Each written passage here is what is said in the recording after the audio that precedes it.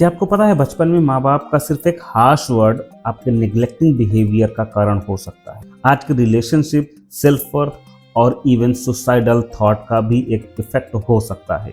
ये सिर्फ पेरेंटिंग की गलती नहीं है, ये उन जख्मों की कहानी है जो कभी भरे ही नहीं, क्योंकि उन्हें कभी समझा ही नहीं गया है। बचपन का ट्रॉमा हमेशा मार या चिल्लाना नहीं होता है, कभी कभी वो सिर्फ चुप रहना भी हो सकता है।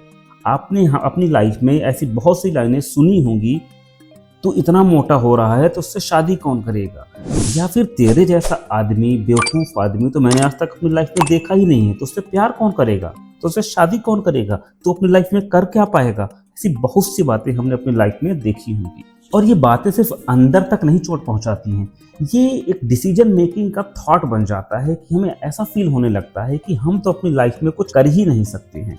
जब आप ऐसे घर में बड़े होते हो जहाँ इमोशंस को दबाया जाता है, जहाँ प्यार सिर्फ तब मिलता है जब आप कुछ अच्छा बिहेव करते हो, आप ऐसे घर में बड़े हो रहे होते हो जहाँ पे फीलिंग्स मैटर ही नहीं करती हैं। आपको लगता है कि प्यार के लिए मुझे खुद को बदलना पड़ेगा या फिर चुप रहना पड़ेगा। और ये सिर्फ बड़े बच्चों में नहीं, छोटे बच्चों में भी देखा जाता है, जो कि 2 से 3 साल तक के बच्चे होते हैं, उनमें भी ये चीज़ें देखी जाती हैं। और उनको ये लगना स्टार्ट हो जाता है शायद मैं ही रीजन हूँ अपने माँ बाप के स्ट्रेस का, और वो गिल्ट उनका पहला इमोशन बन जाता है। हम सिर्फ बच्चों को ABCD या 1 2 3 ही नहीं हम उन्हें सिखाते हैं प्यार का तरीका, लड़ने का स्टाइल और पूरी की पूरी लाइफ का ब्लूप्रिंट। अगर आपने अपने घर में ये सब देखा है कि लड़ाई झगड़ा या इमोशंस की कोई वैल्यू नहीं होती है, तो आपको वो सिर्फ और सिर्फ नॉर्मल लगना स्टार्ट हो जाएगा, और उसी पैटर्न के लोग आपको आपकी लाइफ में मिलते रहेंगे। और हो सकता है आप ऐसे ही व्यक्ति को आप अपना पार्टनर भी बना लें।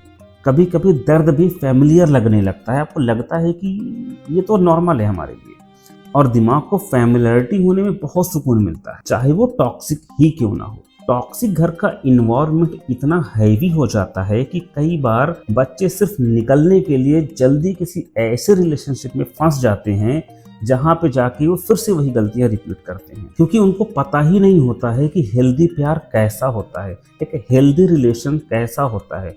उन्हें लगता है कि प्यार का मतलब तो सिर्फ और सिर्फ फिक्स करना होता है, दर्द झेलना, खुद के साथ सैक्रिफाइसेस करना, लेकिन वो लव नहीं है, वो कोड डिपेंडेंसी बन जाता है। So let's be real, emotional abuse भी एक अब्यूज होता है, ये चीज़ पेरेंट्स को समझना पड़ेगा।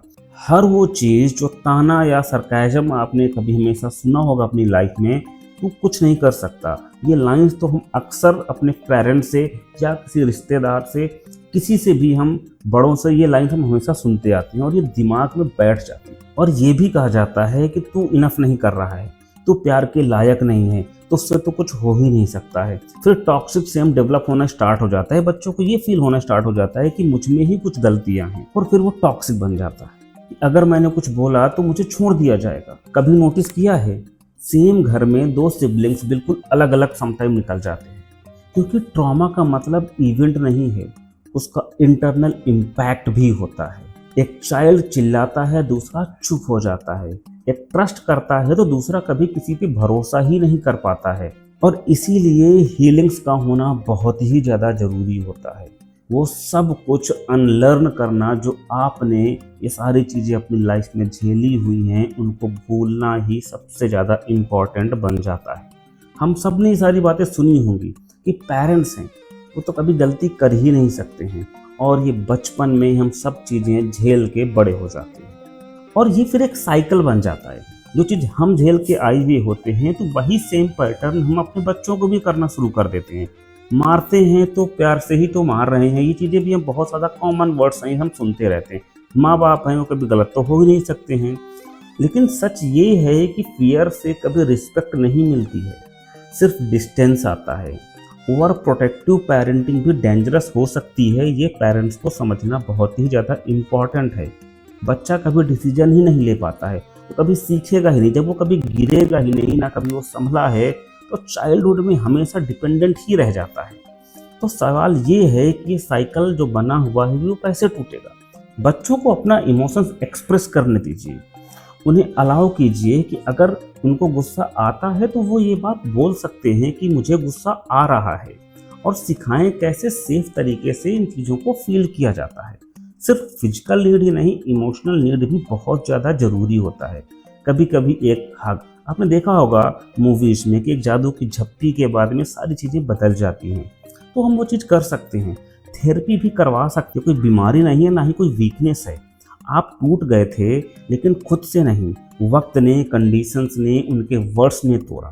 लेकिन अब आप बड़े हो चुके हो, वापस से आप अपने आप को जोड़ सकते हो। आप डिजर्व करते हो प्यार, इज्जत और शांति। और अगर आप माँ बाप हो तो ये साइकिल आपको ही ख़त्म करना पड़ेगा, आपके अलावा और कोई नहीं ख़त्म कर सकता है। So let's break this cycle. अच्छा बिहेव करिए अपने बच्चों के साथ में, सो दैट वो गलतियाँ रिपीट ना हो जो आपके पेरेंट्स ने वो गलतियाँ की हैं। और एक बात हमेशा याद रखो, पास्ट आपकी गलती नहीं थी, पर हीलिंग आपकी रिस्पॉन्सिबिलिटी है। So let's be the good parent. Thank you so much.